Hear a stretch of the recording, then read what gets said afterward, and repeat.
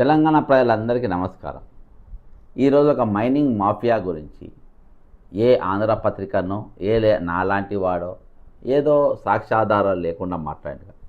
ప్రధానంగా ఈరోజు వెలుగు దినపత్రిక ఈరోజు ప్రభుత్వంలో మరి ఎంపీ మంత్రులుగా ఉన్నటువంటి కాంగ్రెస్ పార్టీ లో ఉన్నటువంటి ఎంపీ మంత్రులకు సంబంధించిన పత్రికలో ఈరోజు అదే శాఖకు మంత్రిగా ఉన్నటువంటి వివేక్ గారు మన ఆయన పత్రికలో వచ్చినటువంటి మైనింగ్ మాఫియా వేల కోట్ల మేత ఈరోజు ఫస్ట్ పేజ్లో వచ్చిందనంటే మరి దీని మీద ఒక పెద్ద భూ ప్రకంపనలు జరగాలి. ఈరోజు ప్రతిపక్షాలు మాట్లాడతలేవు.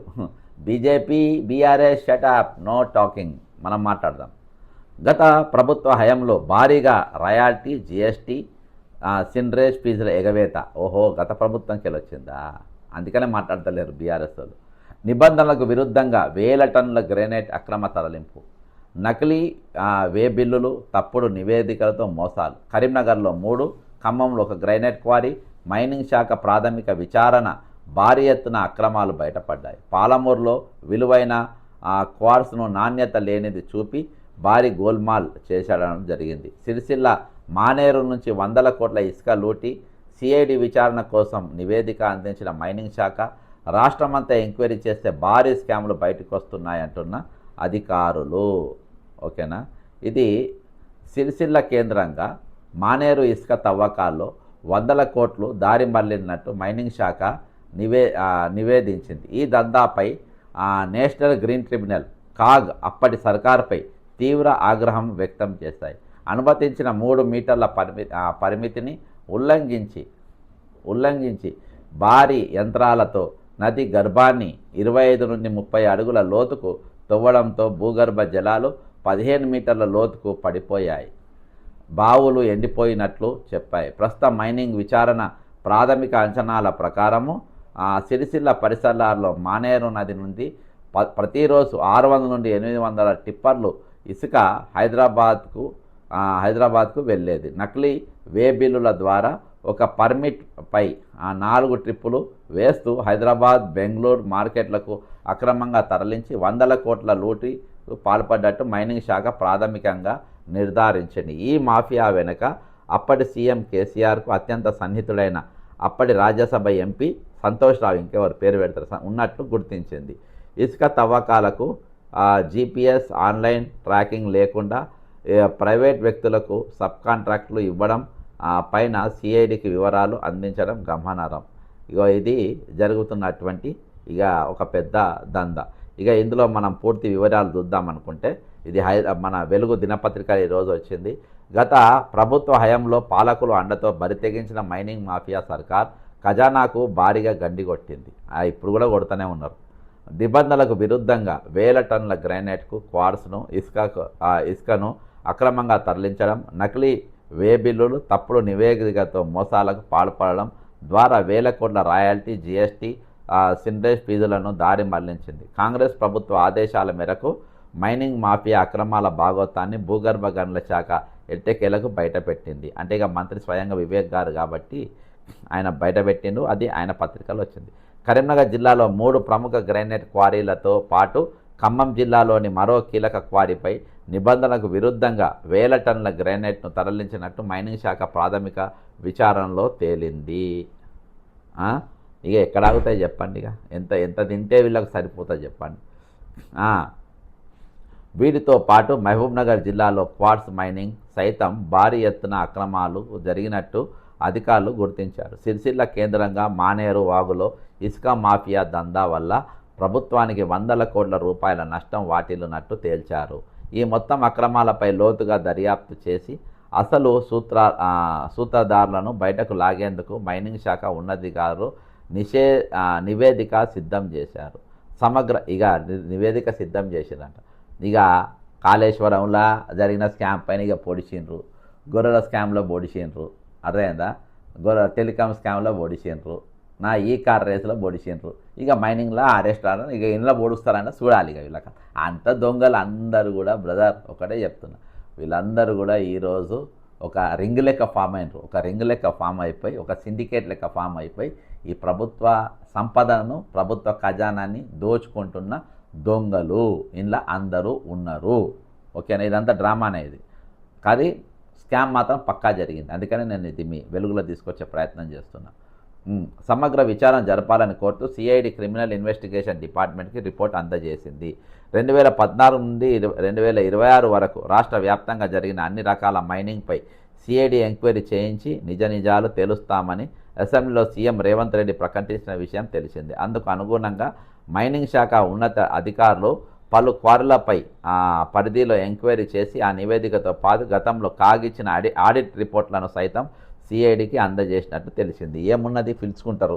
రేవంత్ రెడ్డి గారు ఆదేశించారు. రేవంత్ రెడ్డి గారు వీళ్ళని పిలుచుకుంటారు. అందరినీ పిలుచుకొని ఇక ఎవడెవడు ఎంతెంత తిన్నారో ఆ కంపెనీల పేర్లు చెప్తారు. ఈ కంపెనీ ఇంత తిన్నది, ఈ కంపెనీ ఇంత తిన్నది. ఇక ఆ కంపెనీ పేర్లు ఇక వాళ్ళపైన మళ్ళీ ఒక వార్త ఆంధ్రజ్యోతిలో ఈనాడులో వస్తుంది. ఇక నేడో రేపో వాళ్ళ అరెస్ట్, వాళ్ళ నోటీసులు పోతాయని పిలుచుకొని మాట్లాడుకుంటారు. అక్కడ క్లోజ్. ఇప్పుడు గొర్రె స్కామ్లో జరిగింది అదే, కాళేశ్వరంలో జరిగింది అదే, మిషన్ భగీరథ జరిగింది అదే, ధరణి నవీన్ మిత్తల్ అట్నే తప్పించుకున్నాడు, సోమేష్ కుమార్ అట్నే తప్పించుకున్నాడు, ఇప్పటిదాకా తప్పించుకున్న అధికారులు మొత్తం అట్నే తప్పించుకున్నారు. ఈ కారులో ఉన్నటువంటి గ్రీన్కో కంపెనీ అదే విధంగా తప్పించుకున్నది. కాబట్టి ఇవన్నీ కూడా రేవంత్ రెడ్డి గారు ఆదేశించిందంటే జరగబోయేది ఇదే. ఇక బ్లాక్మెయిలింగ్ ఏం లేదు బొంగ. అక్కడ అక్రమాల తవ్వకాలు, రాయల్టీ, సినరేజ్ ఎగవేతలు. రాష్ట్రంలో గ్రానైట్, క్వార్ట్స్ మైనింగ్లో కొందరు బడాబాబులు సాగిస్తున్న అక్రమాలపై కాంగ్రెస్ సర్కార్ ఆదేశాలతో మైనింగ్ శాఖ పక్కా సమాచారం సేకరించింది. ఇవన్నీ రేవంత్ రెడ్డి గారి చేతిలో పెట్టింది. వాళ్ళందరినీ పిలుచుకొచ్చుకున్నారు. వాళ్ళందరి దగ్గర నాకేస్తారు. అర్థమైందా? ప్రాథమికంగా కరీంనగర్ ప్రాంతాల్లోని 3 ప్రధాన గ్రానైట్ క్వారీల్లో జరిగిన అక్రమాలపై ఆధారాలు సంపాదించింది. ఇక్కడ అనుమతించిన పరిమాణం కంటే అదనంగా దాదాపు 1,50,000 క్యూబిక్ మీటర్ల గ్రానైట్ను అక్రమంగా తరలించినట్టు శాటిలైట్ చిత్రాల ఆధారంగా అధికారులు గుర్తించారు. అలాగే ఖమ్మం జిల్లాలోని మరో క్వారీ అనుమతులు ముగిసినప్పటికీ ఎలాంటి రాయల్టీ చెల్లించకుండా రాత్రికి రాత్రి రవాణా చేసినట్టు తేల్చారు.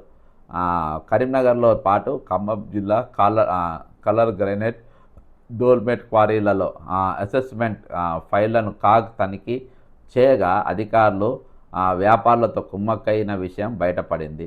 ఇంకా భయంకరం ఏంటంటే ఖమ్మంలో ఇంకోటి ఏంటంటే అక్కడ కొన్ని వేల టన్నుల వేస్టేజ్, అంటే గ్రైనైట్ తీసిన తర్వాత పడిగిన రాయి అక్కడ కొన్ని వందల ఎకరాలు, నేను గతంలో అక్కడ పోయి వీడియో చూపించిన మీకు, పాలేర్ల అక్కడ చుట్టుపక్కల గ్రామాలలో ఏ విధంగా వందల ఎకరాలలో అవి నింపేసిండ్రు. అవి ఆ డంపు తీయనికే దాదాపు 100 కోట్లు ఖర్చు అవుతాయి. వీళ్ళు ఈ వేస్టేజ్ డంపు గ్రానైట్ కట్ చేసిన తర్వాత ఏదైతే వేస్టేజ్ వస్తుందో ఆ వేస్టేజ్ తీయనికి దాదాపు ఒక 100 కోట్ల ఖర్చు వస్తుంది. వందల ఎకరాల భూములలో ఇవన్నీ పడిపోయి ఉన్నాయి. అక్కడ ఎవరు తీసే ప్రయత్నాలు చేస్తలేరు ఈరోజు.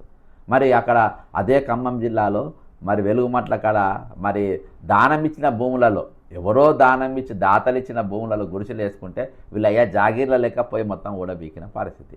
ఆడ చెప్తున్నాగా ముగ్గురు ముగ్గురు ఓడిపోతారు. ఖమ్మం కూడా అదే పరిస్థితి.